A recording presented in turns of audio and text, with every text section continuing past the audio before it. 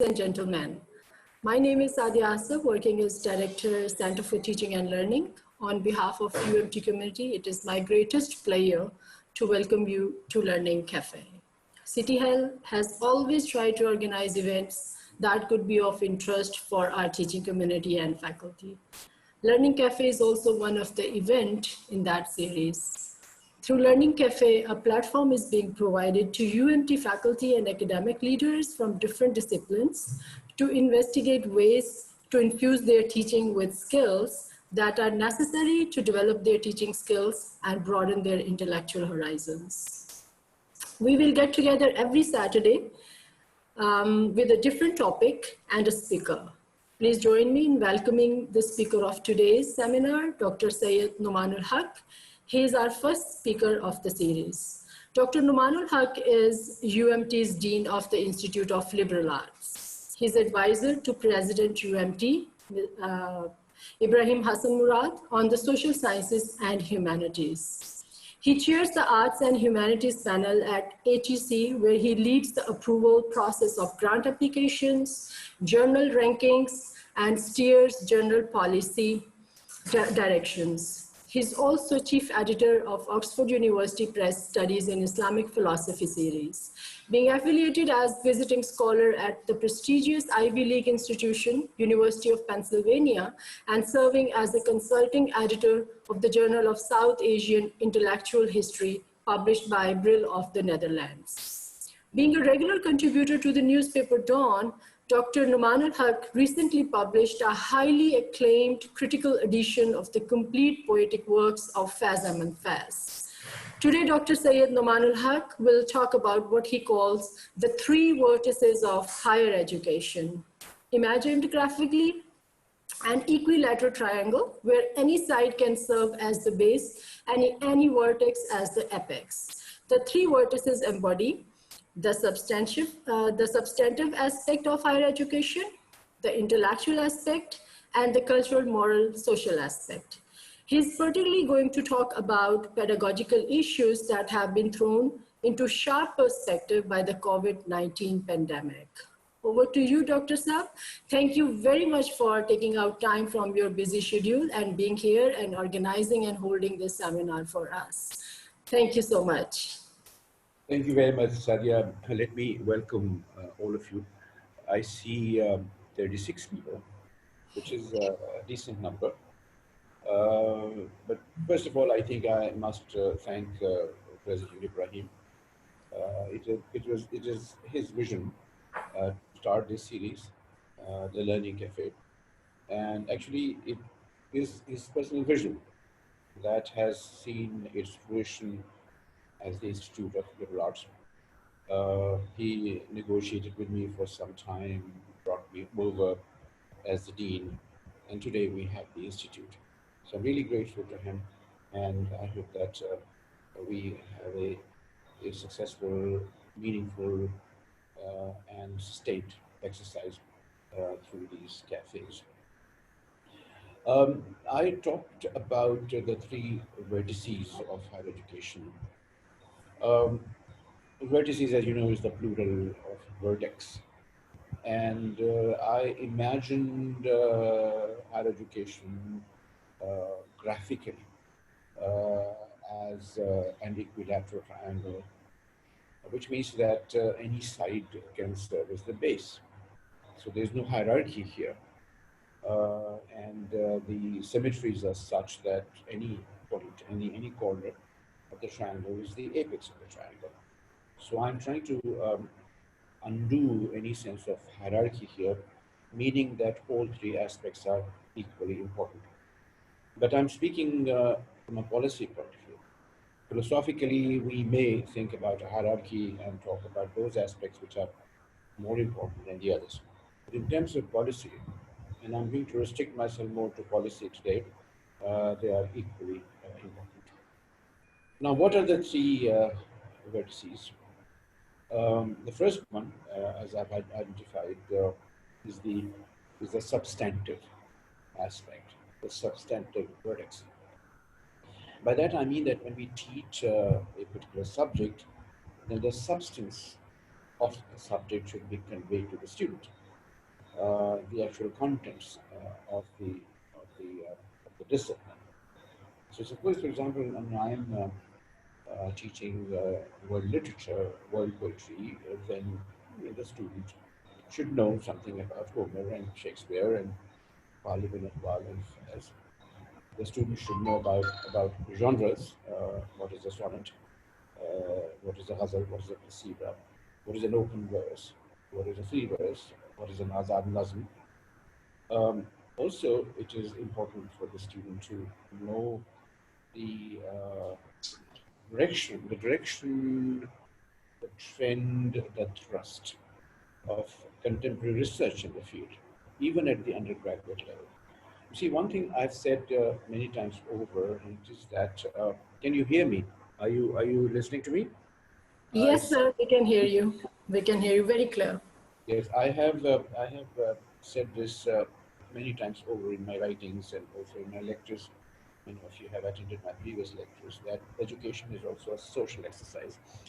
I need to know what others are doing. If my student goes from UMT to Harvard or to Chicago or to Berkeley, he or she should be able to communicate with fellow students in those universities. They should share some problem situation, some questions, some methodologies. So it is very important for the student to know the substantive aspect of the discipline that we are teaching. But this is not the complete story. This is only one vertex, and sometimes emphasis is placed only on the substantive aspect without regard to what is happening beyond that. There's a world beyond that. Human life is something highly complex, and the process of education is a comprehensive process. It needs a comprehensive approach. It cannot be restricted to one particular corner, and the other corners are overlooked. So that is something that is very very important. But then there is also this intellectual aspect. I have come across many graduates who are not at all articulate. Um, they cannot speak any language completely, whether it is Punjabi or it is Sindhi or it is Urdu or it is English or any language. Now, this is really a tremendous loss. A young person with tremendous abilities, with such pliability, such intellectual pliability, unable to speak any language after gaining a degree from a university is something that is unconscionable, and we are to be held accountable for that. So the question is that when we cover the substantive aspect of a field, it should become an integral part of a cognitive tool that we have. We have a cognitive tool. Our minds are not divided up into different sections where there is a corner for astronomy and there's a corner for physics and there's a corner for anthropology. There's a corner for history. It's an integral whole. We carry in our minds, in our cognitive pools, we carry music and we carry drama and we carry physics and we carry astronomy and we carry mathematics. Now, some time ago, you'll be interested to know that some time ago, in a very expensive book on surgery, published by Springer in America, very expensive. The book is, I think, something like $400. I wrote an article, I wrote a chapter which I called Across Semantic Turfs. And I argued that it is very important for those who are doing surgery to have some sense of history and culture, even some sense of literature. And I really strongly recommend all of you to read it. I'll be very happy if you do. I wrote it, I think, like 3 or 4 years ago. It was a follow-up from a lecture of mine at Aga Khan University. Now, this question of cognitive tool is very important. I mean, any item of cognition that I absorb from my education shouldn't be an odd piece lurking around. It should integrate itself into my understanding of the world, of nature, of the social world. It should become part of that. And that is something which is something very, very important. Now, under this aspect of the intellectual vertex of education, we should understand that one purpose, one function, one aim is to deepen our conceptual grasp. Our conceptual grasp should be deepened, and as a result, what happens is that we have, stronger analytical abilities. Uh, I have noticed that people, for example, generally do not distinguish between a word and a letter. इसमें ये लफ्ज़ silent है, no, इसमें ये हर्फ silent है. The difference between a harf and a lafz, between a word and a letter. They don't distinguish between script and language. मैंने आपको English में message भेजा था. The message was really in Urdu, written in the Roman script. So there's a difference. There's an analytical difference between a script and a language. There's a difference between a topic and a title. आपका topic क्या नहीं, आप title पूछ रहे हैं, topic तो तय हो चुका. What is your title? There's a difference between topic and title. A few days ago, I was talking to one of our very pleasant colleagues. Khurram Saab, Colonel Khurram. Colonel Khurram, by the way, is a very, very, very pleasant human being. I enjoy talking to him. And I was telling him that one should distinguish between an immoral act and a criminal act. One cannot confuse the two. We sometimes know that an act is an immoral act, but it is difficult for that immoral act to be translated into criminal language in terms of written law. So not every criminal act is an immoral act. Not every immoral act is also a criminal act. So you should remember that. And this is what I call the analytical ability. And the manifestation of this analytical ability really is through language. For example, there's a range of words which are close in meaning, semantically close. The word amount. Now, I have noticed people using the word amount for a range of semantic thrusts. Sorry, I must. So amount of books and amount of love and amount of students. Now, that there's a whole range available to us. The word quantity, for example, the word magnitude, for example, the word intensity, for example, the word degree, for example, and all these words, they have nuances, and those nuances is what makes a richer, languageability and a richer conceptual grasp of things. I sometimes remind my audience that a fundamental claim of the Quran is that it gives us details of things. Right? The Quran, which is the word of God, by virtue of our faith, says, "Fassalna al-ayat." We give details of science. So giving details of science, it is a question of details. It's a question of details. कौन सा लफ्ज़ कहाँ इस्तेमाल होगा, कैसे इस्तेमाल होगा, लफ्ज़ का रिदम क्या है, उससे the overall structure of the sentence, how it is affected. This is called eye to detail. And this detail works not only in language, but in all fields of human activity, whether we play cricket or we perform an operation on somebody's arms. When a surgeon opens my arm, there are innumerable little nerves, and the surgeon knows which one to touch. If the surgeon touches the wrong one, the surgeon will destroy my arm forever. A cricket player, hits the ball incorrectly, and the whole game will be lost. So this is called eye to detail. Why would Ghalib use a particular word in a certain misra, in a certain verse, and not another word? There are other words. There are many words available which are metrically identical, but he uses a certain word because that works in maintaining the overall rhythmic structure of the verse. So this is called eye to detail, and this is something which we have got to inculcate other than the substance of a specific field. उनको ये तो पता है कि grammatically what is an auxiliary verb, That's good enough. But to have an overall development of intellect is another aspect of it. And part of it is also to have a what I call historical sense. We usually our graduates, unfortunately, and I don't blame them. I don't blame them. In fact, I blame nobody, because the culpability is a complex issue. It's a complex issue. We all participate in this in this offense, in this cultural intellectual offense, all of us. So I don't blame them, but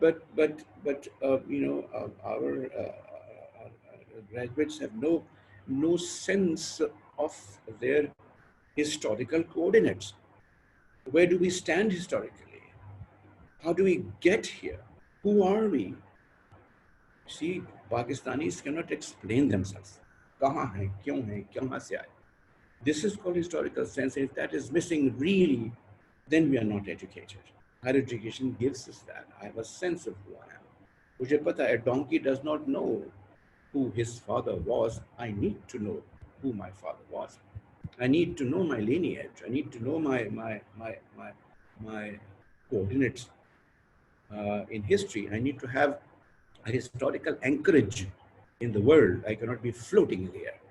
So that is another thing that needs to be paid attention to, and I will elaborate on it if you ask me to. But I think that the point has been made clearly. Now, finally, in fact, there are two other things I need to address. One is this, what I call the third vertex, namely cultural, moral, social, and pragmatic aspects. One aim of education, one purpose of education is to create better human beings. You see, if I remember in London, I attended a lecture on ethics by a super professor. I was petrified. It was so powerful. And once the lecture was over, I went up to the speaker, and he was so incredibly rude, so incredibly curt, so high-handed. And as a kid, I was so disappointed. But this is what I mean, that his field of study has not fed into his being. It should feed into our beings. We have to create better human beings who have human sensitivity, who have a sense of justice, who understand social relations. It is very, very important. And this is something that is one of our fundamental undertakings, to create a community which improves our society morally and ethically. One more thing that I talk a lot about education, and often not often, but sometimes the people find it almost romantic. Well, romance is not a bad thing. Underneath any act, there's a vision, there's a philosophy, there's a point of view. When we talk about justice, I have some sense of justice. Justice I can choose what is justice. It's a fantastic problem in philosophy, as you all know. So underneath, we operate on the ground of some philosophical understanding. Now, I must tell you that I'm completely aware of the fact that career considerations are very important. And this is part of this last word, this third vertex I talked about. That one purpose of education is that we are able to solve some real problems of society.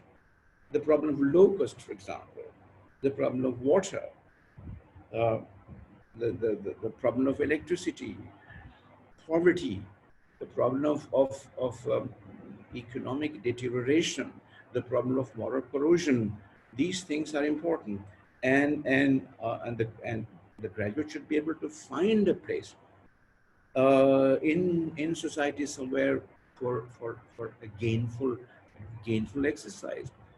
You know, I am very, very happy that none of my students over the years, none of my students are idle or drifting. They all have positions. They all have high positions, in fact. Many of them are civil servants. They have reached the level of even of DIGs in some areas.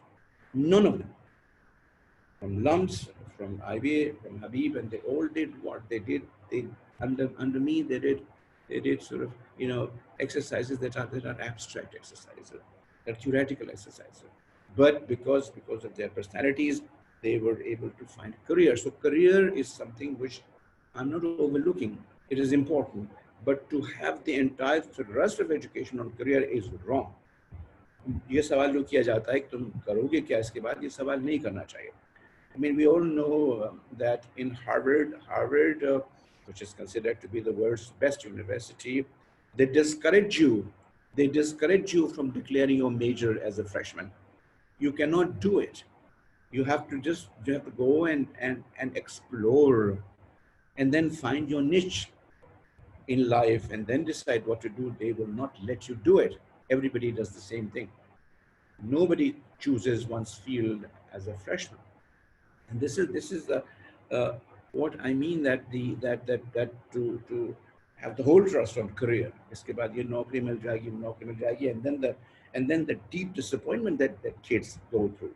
उनको बताया गया है कि if you do this, you will find a job, and they have no jobs. I see, passionate appeals by students that they have no jobs, and they were told that after doing what they did, they will get a job. They will not get a job. और एक बात और जो कि which is slightly romantic, and it is that if you are intellectually trained, if you have, for example, a sense of poetry, then poetry is a great crutch. तन्हाई में अगर कुछ नहीं है तो you recall a line from Shakespeare and enjoy that, or a line from Hale where it opens up vistas for you. They don't even have that because they have not been taught. They are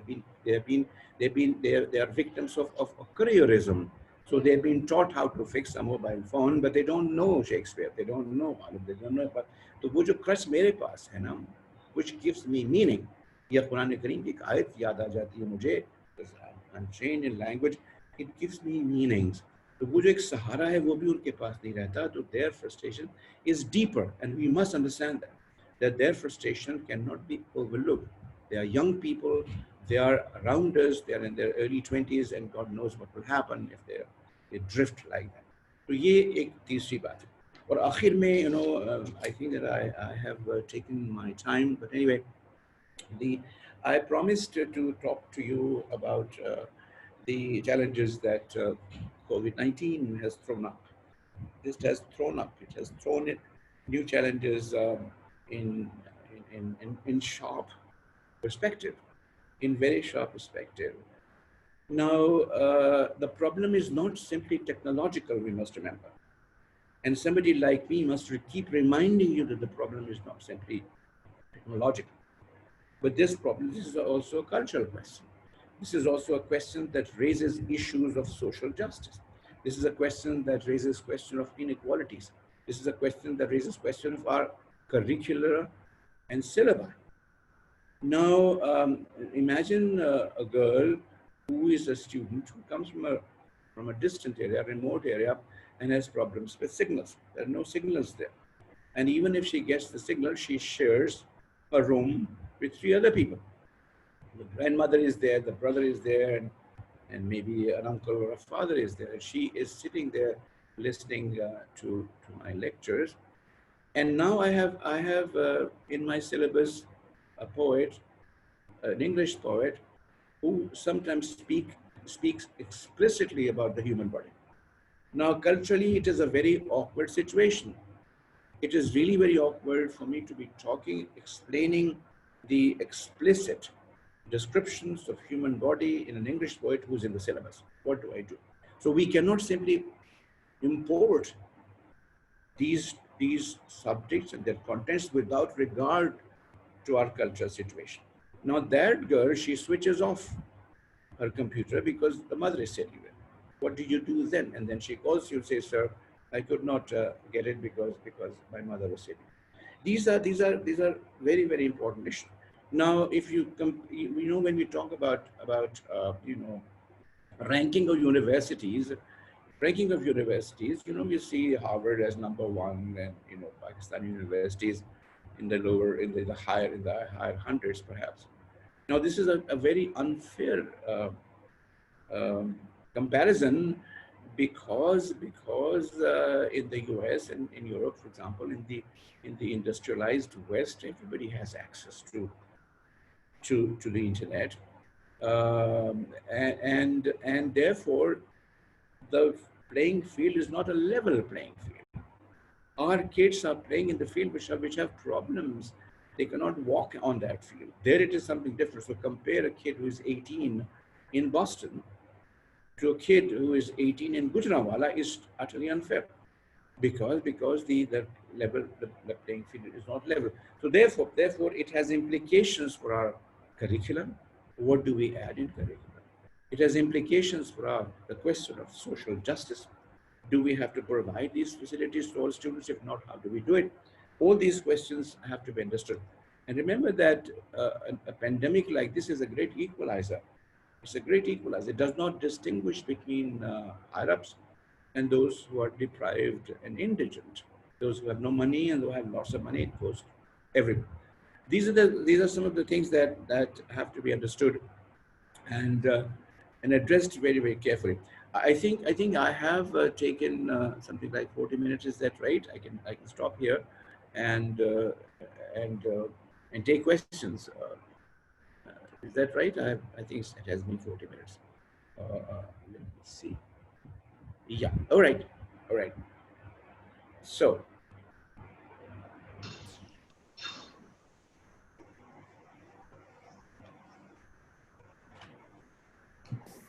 So any questions from the audience first, and then we'll go on. Can you hear me, Sadia? Yes, Fatma, we can hear you. Okay, okay.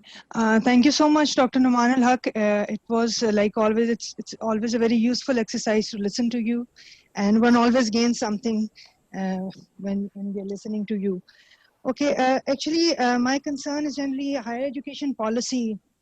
HEC's higher education policy is the research area, is my research area. And one thing I've noticed about the current policy is generally when we look at the policy, there are two basic things which I observe.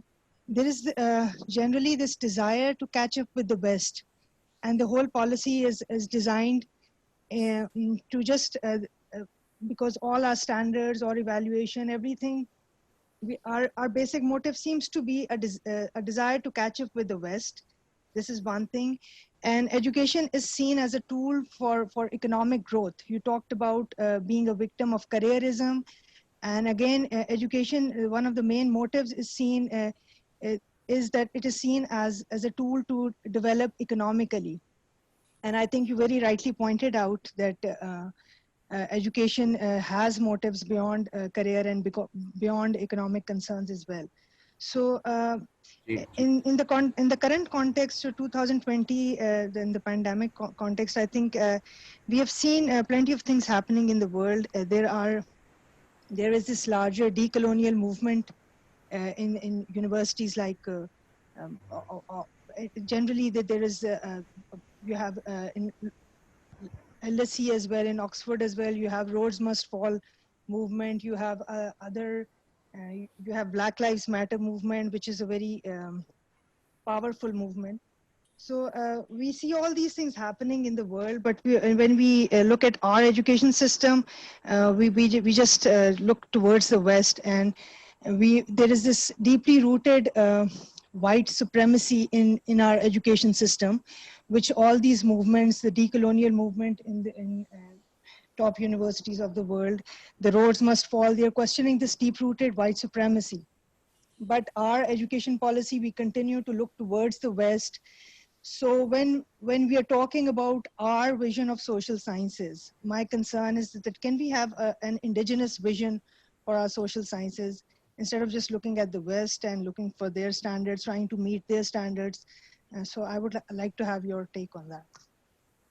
Well, Fatima, if I may call you Fatima, I'm sure you are much younger than Yes, me. please. I'm very happy that people such as yourself uh, happen to be among us. What you say is absolutely right, and you have put the finger on the pulse.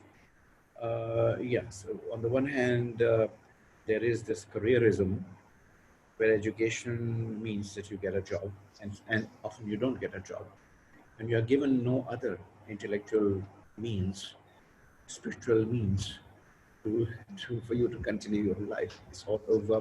It's all over. I once interviewed a student at the LUMS, and he came to me and he said, "Sir, my life is over. मेरी ज़िंदगी अब खत्म हो गई है." And I asked him what happened. He said, "Because I wanted to go to the School of Engineering, and I didn't get in. There's not no life anymore." Now, this is the kind of thing that somebody 18 would tell me, that life is over if he does not go to a School of Engineering. I spoke to him, I counseled him, I took him under my wings, and today he is a known writer, the same kid. Now, this is the problem. So I mean, our students have multiple talents. They are not all into pragmatism and careerism. They could be writers, they could be historians. I mean, there is no single historian in Pakistan who knows, for example, Sanskrit literature. We are living in South Asia and we have no sense of that. Um, we have very few historians in Pakistan who have any inkling of Persian and Arabic. All source material happen to be in these languages, and they're unable to read it. So this is certainly a problem which you point out. The second thing about the West, yes, you're absolutely right. I pointed out myself that we have the tendency of importing things regardless of their cultural context from an Oxford or from a Harvard or from a Chicago to Lahore.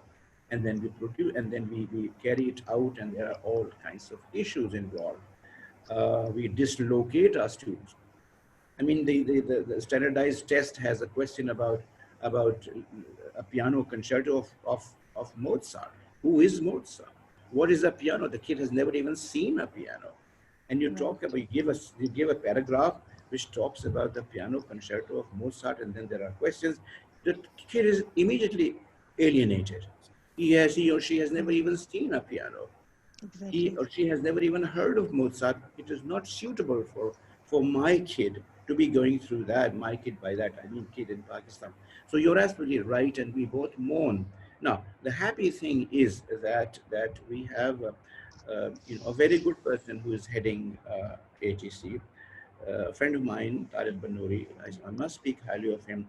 Tarid Banuri took me into AGC. In the past, you could not have imagined that somebody who is non-pragmatic, who does abstract things, who is into literature and philosophy and history, would be part of ATC. And I've been given some very important authorities. Now I fight all the time, and you will see the results, inshallah, soon. We will change that. I'm in the process of changing it. This whole thing about aping the West without regard to cultural issues and actually even our needs is something that has got to go. I must tell you that we are preparing an intellectual canon, a new intellectual canon, in which those figures of Islamic intellectual history, of South Asian intellectual history, which do not figure in our canons, will be brought in. What we see is a narrative that was given to us by Orientalists or by colonial rulers. And they have given a certain vision of our own history, and we repeat that. I'm told, I mean, why do I say he is a Taliban? Taliban is a plural. They tell me how to say it, and I say it the same way. Our imams and muezzins are not clergy. There is no process of ordainment. This is not institutional, but we call them clergy. See, they tell me how to do it. They are not clergy. They are ulama, and what is the meaning? We cannot even write ulama correctly because they write it with an E. Ulama does not have an E. Mullah is with an H. There is no H in the word mullah. So this is how bad it is. This is the grasp, the grip of what I call epistemological dislocation. I repeat, epistemological dislocation that we have suffered during colonial times, and we're still struggling with it. So I'm giving you a ray of hope that I'm myself working with Tariq Banori to improve some of these things. No revolution will come in the next few years, but things will begin to change. There are seeds of change that I'm implanting in, in collaboration with other colleagues of mine. You will be very surprised to know that Pakistan Academy of Sciences, HEC has proposed me as a member of Pakistan Academy of Sciences, and they will never allow anybody applied scientists to be part of Pakistan Academy of Sciences. But this is something new. What am I going to do there? But Tariq understands that there is a role. There's a role. I mean, we have to understand science in a social, intellectual context. And science is not technology. Technology can be very harmful. It can be very, very, very harmful without understanding of cultural content. So yes, Fatima, I agree with you. We think along the same lines, fortunately, and things are not all that pessimistic at the moment. Okay, thank you so much. I'm glad to hear that.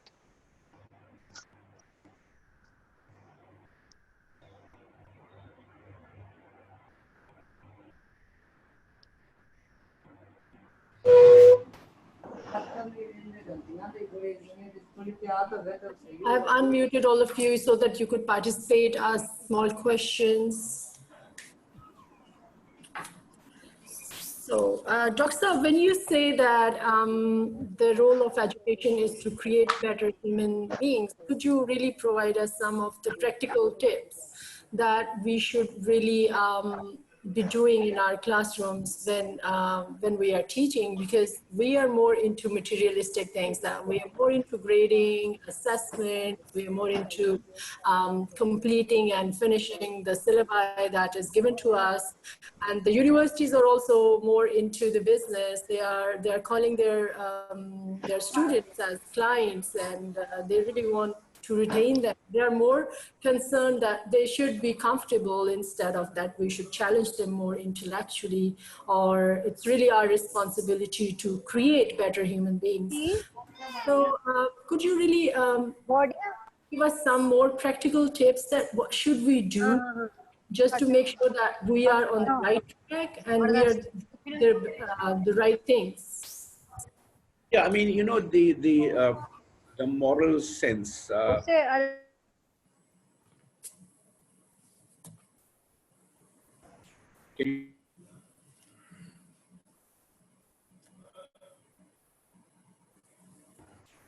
You have to unmute me. Now you have unmuted me. I was muted.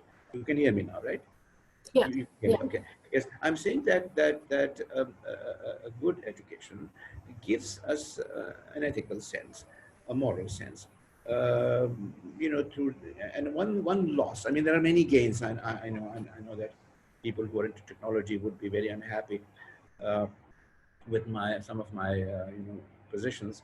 But one loss due to this learning is that we have no encounter with the personality of professors. I've learned so much. I was in Harvard, I was in Oxford. I've learned so much in going to the houses of professors. When I was in LUMS, I would invite students over to my apartment. They would come, they would listen to classical music, they would see my paintings, they would see my collection of rugs, they would see how I talk, they would see how my family gives them food, what is the cuisine that is presented, and how it is presented. All these things are learning experiences, and you only learn it to become a complete human being when you have this, person-to-person, in-person encounters. It is all gone. It is all through virtual reality. So we have lost that. But education does. People see. I mean, if a student is sitting with me in a car and I'm driving the car, and I do not mispark the car, and I do not honk my car, I do not go to in the wrong direction. I know that some of my students immediately say, "Sir, aap बहुत चलाते हैं गाड़ी." अब तो मैं नहीं चलाता हूँ. I have a driver who would not dare do these things with me. who would not dare do things to me. मगर वो उससे कहते हैं सर अब मैं गाड़ी पार्क करता हूँ, मैं 4 बार मैं देखता हूँ कि ऐसा नहीं को फंस जाएगा, निकल नहीं सकेगा, जगह है कि नहीं है. Then I repark the car and they notice it and they say sir आप तो इस तरह चलाते हैं. Now this is something they you see when you are 18, especially in the undergraduate phase. This is a time which is very impressionable. You know, these kids need role models. These kids need role models. I all the time I get email messages from students, sir, I will try to talk like you, sir. मैं आपकी तरह बातें करूँ, sir, मेरा hairstyle है. They do these things. एक है ना ज़रूरत है उसकी role models की. उससे एक moral sense तो पैदा हो जाता है उनकी शख्सियतों से. तो ये बहुत ज़रूरी है. अच्छा, अब आप देखिए कोविड-19 में जो इश्यूज सामने आए हैं उनमें एक मसला डिस्ट्रीब्यूटिव जस्टिस का भी है. अब किसी घर में अगर पानी नहीं है, there's no water, and then you say 4 बार हाथ धो, 10 बार हाथ धो, साबुन से हाथ धो, it's difficult for them to afford soap like this. And then if they have no water to drink, how will they wash their hands, 20 times a day? How will they observe social distancing when 5 people sleep in one room? When there's one bathroom and there's 7 people in the house, which is not untypical, what do you do? This is a question of social justice. It is a question of distributive justice. What do we do? And then if we do this, then this affects everybody. This will affect even, prime ministers and presidents and ministers. It will, because the virus does not know classes. It's an equalizer. It will go to everybody, anybody.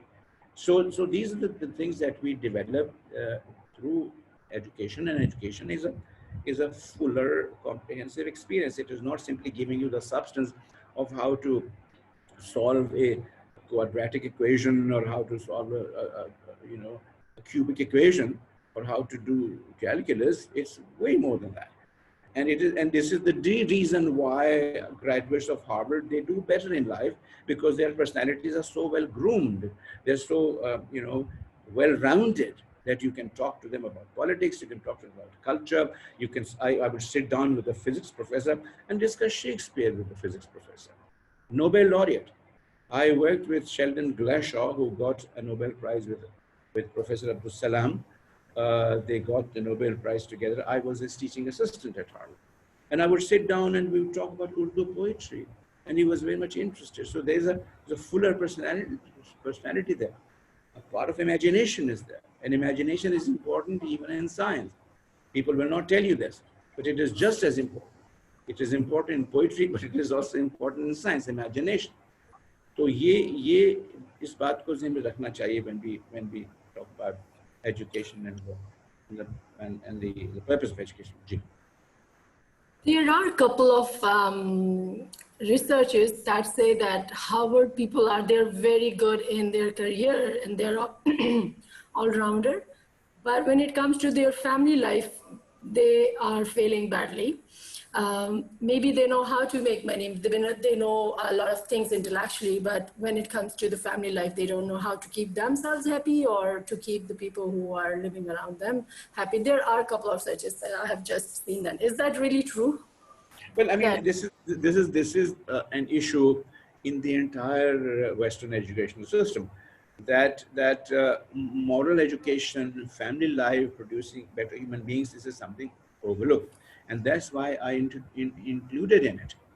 अब हमारे यहाँ अक्सर बात होती है NUMT tour कि हम उनको बेहतर मुसलमान बनाइए वो.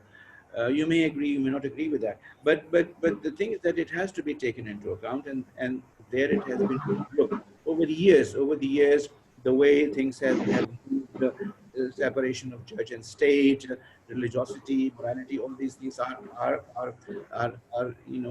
sacrificed at the altar of secularism.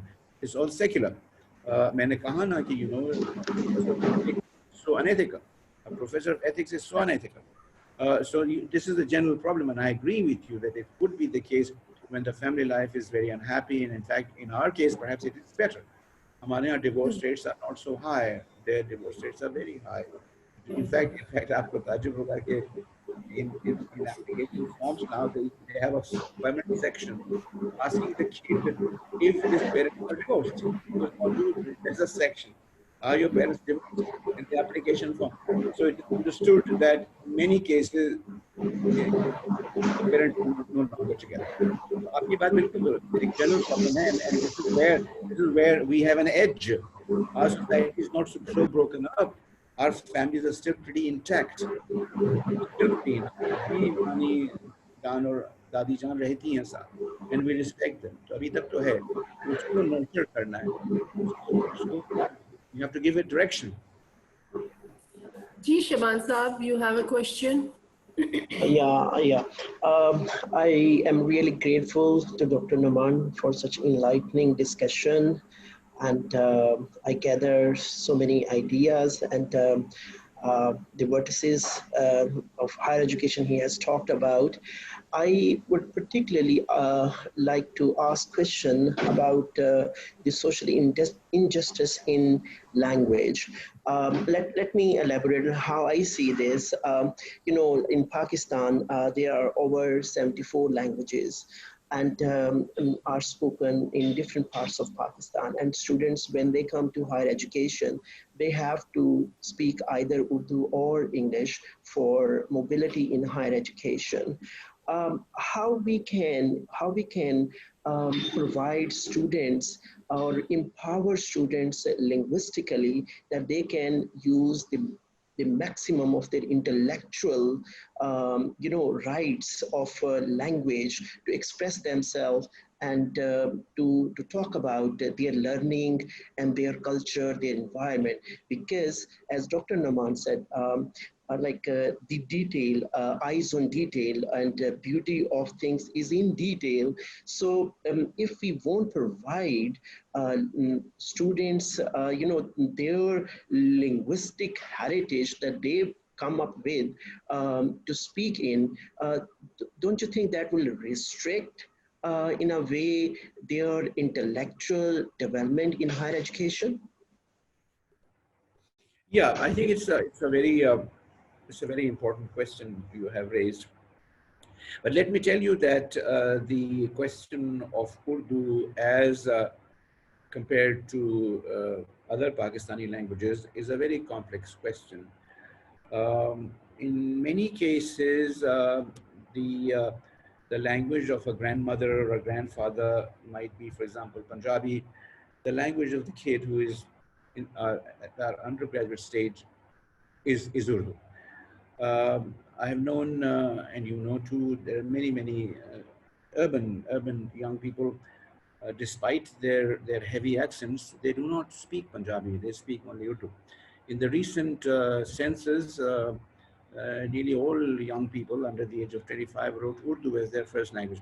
So Urdu has a different status. Everybody knows Urdu, and the service provided to Urdu really has come historically largely from the Punjab. Urdu has no region as far as I'm concerned, but if you put a gun on my head and ask me to identify a region, I'll say Punjab. Urdu is not from Lucknow or Delhi or Hyderabad, it is Punjab.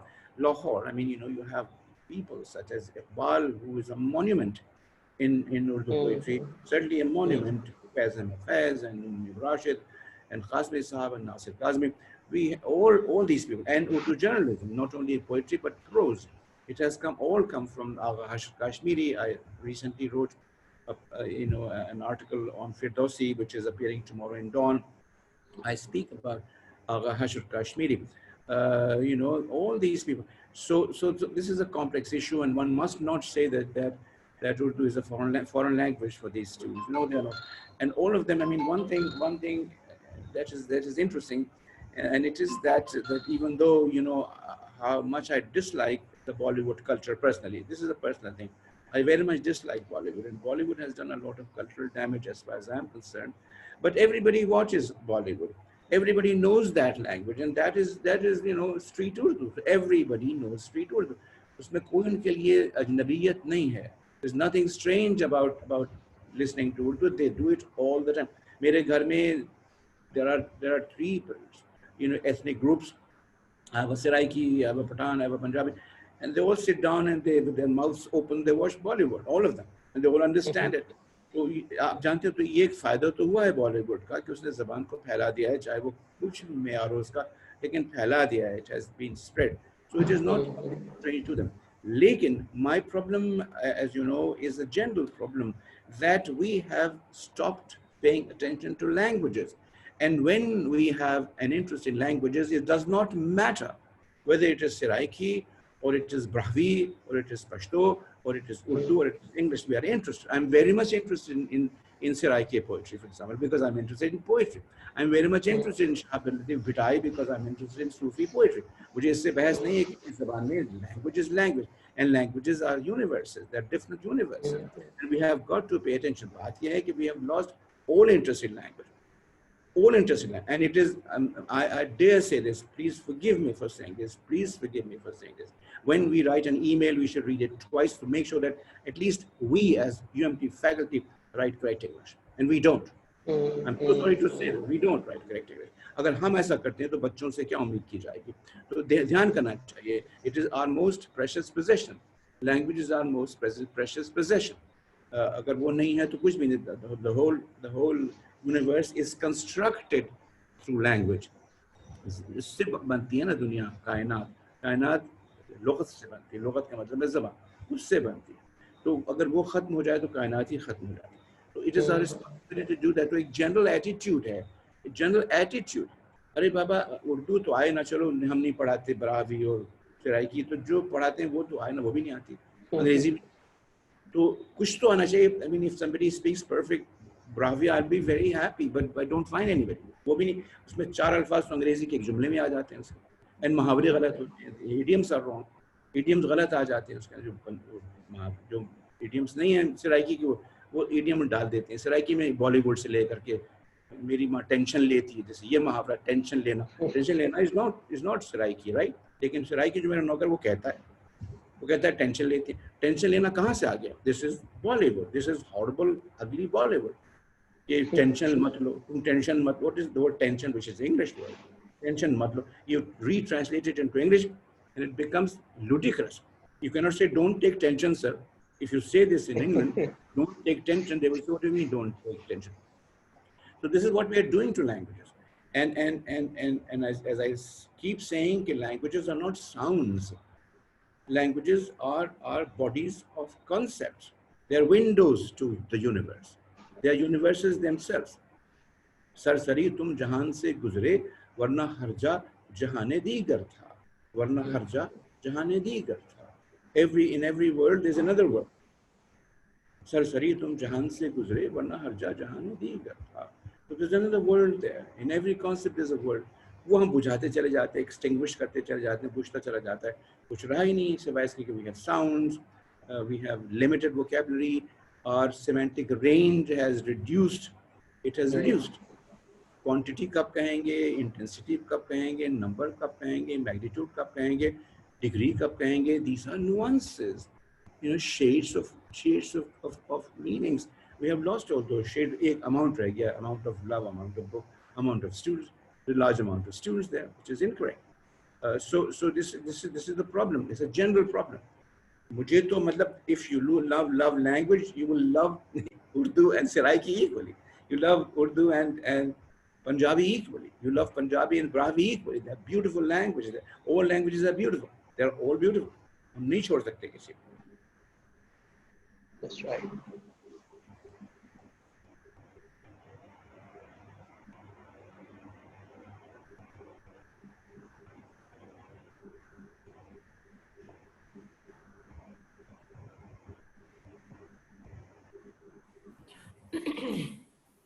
Any questions?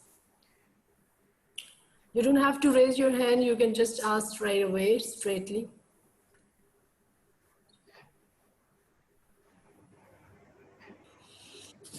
All right.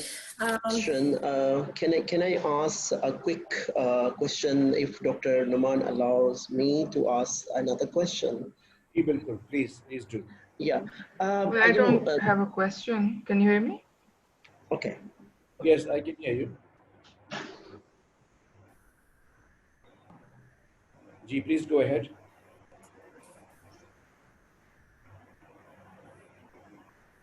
Who was that? Ji. Dr. Naveed, perhaps. Oh, it was Dr. Noman. I'm here. Dr. Naveed Rehan, you're unmute. Maybe you can ask question after Dr. Shaban. All right, if you want me to go on, Dr. Naveed, want to ask question first? She is muted. Maybe she has muted herself. Okay. I'm trying to unmute her. So maybe you go ahead and then go. Yes, I'll wait. I got disconnected for a minute. But go ahead. Okay. Dr. Shaban, you can go ahead. All right, thank you, Dr. Naveed. As beautifully covered by Dr. Noman about the languages and like how important, how precious this linguistic heritage is to us as a Punjabi speaker, Brahui speaker, or Pashto speaker. Like in University of Management and Technology, we have students who are coming from all these linguistic backgrounds. But what mismatch that I have seen here is the diversity that we see in student. This is diametrically opposite in faculty.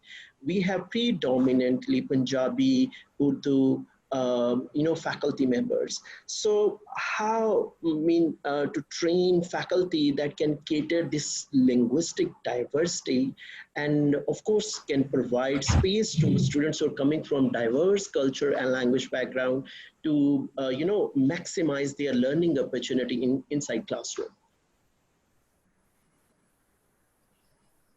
Well, I think that if I give you a pragmatic answer, not a romantic answer, then I think that you should give them remedial courses in languages, which is not very difficult.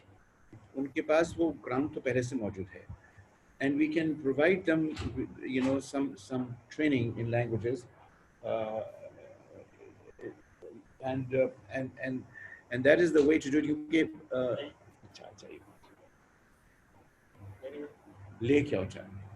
I'm so sorry. Yeah, so I'm saying that I think your observation is very interesting. That the language combination, yes, demography of language. The demography of language in the faculty is different from the demography of language among students. ये बात तो अपनी जगह पर दुरुस्त है, और that also shows that some of our areas are so neglected that we get very few people with PhDs and so on who would have the ambition of teaching in a university. Some areas are totally neglected. They are in a pathetic condition. So there is this mismatch. But my solution would be rather than providing all these languages, which will not be practically possible, we should strengthen their language abilities. And there are 2 languages involved. एक बहुत दुख की बात जो ज़ाती तौर पर मेरे लिए है, for me personally, and this is something very personal, is that this whole university is not giving any courses in Urdu. There's no. I mean, I'm the editor of FAZ. I spent 6 or 7 years preparing a critical edition of the entire works of FAZ. I have no platform to talk about it. We are not offering any courses. What a situation this is. And this is what I mean, is that, we are not giving the students the ability even to know Urdu. So Urdu and English is the 2 languages which they should master. Other languages, as much as we can do it, I think that एक बात मैं आपको बता दूं, जो मैंने पहले भी कहा था, एक दफ़ा ज़ौक़ पैदा हो जाए ना ज़बान का, they'll do all languages. Give them a love for languages, as I have a love for languages. I have a love for languages. I love to do Brahui. I know nothing about Brahui. I know some Khushhal Khan Khatak, but I'd like to know more Pashto because I'm interested in language. एक दफ़ा ज़ौक़ पैदा हो जाए ना, एक उसमें जैसे bug एक डाल दें उनके दिल में, तो they will explore. They have no sense of the importance of language. उनको नहीं पता है. मेरे पास उनके आते हैं email messages. They write 17 lines without punctuations, as if they're sending me a text message. There's no punctuation. There's no comma, no period, no colon, no semicolon, no m dash, no n dash, no end of sentence, no beginning of sentence. यहाँ से वहाँ तक चलता चला जाता है, and they speak like parrots. There is no cognition there. Parrots cannot connect sentences because they don't have the grammatical sense. They'll say apple and orange, but they will say apple and oranges are fruits. They will not do it because they don't have that cognitive ability that we as human beings do have. So we have deprived them of that human ability to connect things, to connecting sentences, grammar, okay, syntax. उनका है ही नहीं. So do we call them educated? No, we cannot. We should not call them educated, and they are not responsible for it. We are responsible for it. तो दे क्या रहे हैं? तो ये बात है कि we should give them support in 2 languages which are available, Urdu and English. And then उनके अंदर एक ज़ौक़ पैदा हो जाए तो they'll do other languages. And if they have somebody, you know, teaching like me who speaks passionately about Khushhal Khan Khatak and about Bulleh Shah, so they will have an interest in those things too. Say, it's like a virus, people they start reading it. I have seen many such cases among my students in other places where they start reading these things because they hear about it from me. So yes, situation. That's great. That's right. Thank you.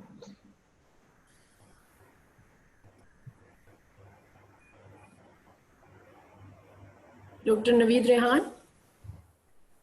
I just had a couple of observations, not exactly questions, but Dr. Noman touched on these things. And I just think, you know, a couple of things. So I was actually reading something yesterday about, there was some bit of news about people trying to have some brain-to-brain interface so to eliminate the need for language. You know, I mean, scientists are trying to do things like that.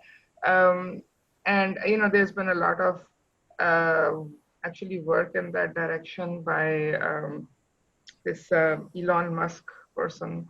And so, you know, I mean, personally, I don't see technology as a blessing, you know, as a total blessing. I don't think more technology is necessarily better. And you know, one thing about, I think things like texting, you know, they have obviously ruined language because, you know, they're just a string of broken, you know, they're not even sentences. A lot of times they're just, you know, digits and letters. So, so I think that's something we need to work to counter. And another thing that I feel that students are not doing because of this texting and all of that cell phone stuff is that they are not attentive. You know, a lot of times they need to pay attention to things, and that ties in with what Dr. Noman said about attention to detail. You know, their attention spans are you know, not they can't concentrate. Even, you know, we all have been affected by this change brought about by cell phones and you know, there are so many distractions. So these are just a few observations, and I was thinking, you know, I mean, UMT is very, very you know, I think gets carried away a little bit with the technology and with the assumption that more technology means better, you know, and improvements and progress. So I don't think that is the case. That's just how I feel. So that was all. Just a few observations. So, yes, can you hear me? Yes. So thank you very much for these observations. Let me tell you that there is a natural language, the language that I speak and you speak and your child speaks. And there's an artificial language, such as a programming language, the language with which we program a language, or the language of formal logic. Now, if one talks about brain-to-brain communication, that will also be a language. So there'll be. I mean, we talk about the syntax in the case of programming languages. We even talk about an elegant language. Elegance is a non-quantifiable notion which is used in computer science. Elegant solution. This is an elegant solution. So all these things are very much relevant, even if we have a brain-to-brain communication, because we'll be giving rise to to another language. It will be an artificial created language, but language nonetheless. And let me tell you that nothing can compare natural languages. Nothing can compare the ability of a little child to speak a language because the child speaks natural language. Now, as for technology, I completely agree with you. I hope there are more of us talking like this, that more technology is not something better. We have to stem the growth of technology in some cases. I'm not really sure if I make these, you know, high flouting claims, you will forgive me. But one of them is that you know, perhaps we never needed mobile phones. This little thing has become a factory of crimes. You know that my house was broken into recently, and I'm still in a state of shock. And the first thing they wanted is the mobile phones. That was the first thing. I have seen people being murdered because of that little thing. Do we need it? I am from the generation who regrets time without mobile phones. Has life improved since then? I really don't think so. It has become worse. Mobile phones, it has destroyed my language, it has destroyed my culture, it has destroyed my etiquette. ये हम लोग बहुत ही बदअखलाक़ी ख्याल करते थे कि मैं किसी से बात कर रहा हूँ और उसकी आंखें जो इधर-उधर हैं. You don't do this. You pay attention. If I'm talking to a student, the student should be looking at me, not looking at the screen and playing with his or her mobile phone. ये आदाब खत्म हो चुके. मेरा driver आता है, उसकी आंखें मोबाइल फोन पे होती हैं और भवों से मुझसे सवाल करता है. He moves his eyebrows to ask me question. I tell him to put the phone away and do not speak with eyebrows, speak with the tongue. अपनी ये भवों से बात मत करो, ज़बान से बात करो, फोन बंद करो, तब मुझसे बात करो. I fired one of my drivers because he did that all the time. आंखें मोबाइल फोन्स पर हैं और भवों से सवाल कर रहा है. So there is a cultural loss. There's a massive cultural loss. हमारे आदाब के खिलाफ है और आदाब की खिलाफ वर्जी बराबर होती चली जा रही. You know, you speak to a mother, son speaking to a mother and not paying attention to the mother is something we never accepted in the past. बहुत से उसके नुकसानात हैं. I'm not really sure. And this is exactly what education does. It gives you a pause. It gives you the ability to challenge received narratives. एक narrative है scientism का. And I've written about scientism as opposed to science. Science is not scientism. Scientism का मतलब होता है कि confuse technology with science. Science is not technology. Science is a free inquiry, a creative inquiry, the kind of things that Abdul Salam did. It is not technology. लेकिन उसमें confusion पैदा हो गया है. So we are told that science is technology. Science is not technology. The career of technology historically has been different than the career of science. Newtonian physics has one direction, and those who invented the steam engine, they went in another way. They were traders, they were not scientists. इसको समझना चाहिए. This is called education. हमारे अंदर की अगर ये सलाहियत नहीं पैदा होती है कि we challenge received narrative, we're able to question what is given to us, then we are not educated. Okay, okay, thank you. May I add something? Do you have time? You asked. Okay. Actually, there were just a couple of points made. I thought they were very useful. One is about one of the courses. We must have an Urdu course. I completely, totally agree with that. I think that's a very useful idea. And I think the second idea I discussed, it's about the technology. We generally, yes, we do have an assumption in the university that technology is somehow superior to the human intellect. And we, instead of technology being a tool in our hand, we think that we are the tools in the hands of technology. That's just a general thing. Another thing, I think, if we can actually follow up with some practical steps. I think there is a general compliance-oriented culture in the universities, I think, which blocks thinking of the students, and that is one of the reasons we have parrots instead of thinking human beings. So I think we should do something about this as well. So because it's from the faculty as well. There are so many things in the university. We are just being told that this is compulsory. You just have to do it. We cannot question that. And the same we do to our students as well, that we just demand compliance. And I think that kinds of blocks thinking, one of the things education must do is to empower students to question, and at least empower faculty to question. So this is one of the things we must change about the cultures in the universities. And I think all the important things, these are very, very useful and important things. And I think we follow up with the practical steps on that. Thank you. See, I mean, I cannot possibly disagree with what you're saying. But let me tell you that the battle is a tough battle. It's not easy. When you're surrounded by people who have a different point of view, it's very difficult. You become a lone voice in a crowd. It is not easy. So, you know, it is a struggle. And when I accepted this position as dean of a new institute, this was my hope, that we will create a niche where we can discuss these things. When we talk about real education, ye jo compliance, I just don't like this word being used in a university setting. Note for compliance required. Compliance. एक जुमले का जवाब आता है, the reply often is curt, the reply often is high-handed, no explanation is given, this cannot be done, sign हो जाता है. ये जो है culture ये अच्छा नहीं है, it will not create a happy faculty, it will not create a happy academic environment. तो बहुत सी मुश्किलात हैं, and I was hoping that I would be able to create an institute where these things do not happen.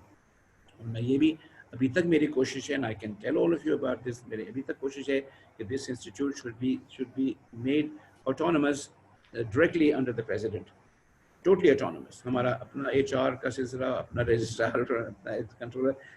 That is, otherwise if I am in the ocean of this what you call compliance culture, things will be very difficult. कैसी मुसीबतें हुई for the sake of one little payment to my faculty. कितनी मुसीबतें हुई हैं, ये वो इतना वक्त ज़ाया हुआ है and all that, ये कागज़ नहीं है, वो कागज़ नहीं है, ये नहीं हुआ, वो नहीं हुआ. This is what it is, and it will not work this way. It has to improve. तो ये तो है ना, हम ये बातें कर रहे हैं, लेकिन ये बातें उस वक्त तक कारगर नहीं होंगी जब तक कि हमारा जो इंतज़ामी ढांचा है वो बदलेगा नहीं. तो I'm trying and I'm struggling, and दुआ कीजिए, inshallah things will improve. Okay, all the best. Inshallah. Things will improve, inshallah. And with this, we come to an end of our session because it's almost time. First, I would like to thank our audience for being so wonderful and for participating in this session. Secondly, I would like to thank you, Dr. Syed Noman al-Haq, for giving us some of your very, very valuable time. It was very interesting and amazing to have such an interactive session with you. We'll, inshallah, keep inviting you in future for more such thought-provoking sessions. I hope you will give us more time. And thank you again. Thank you, everyone. Thank you. Allah Hafiz. Thank you, Sadia. Thank you, Dafu.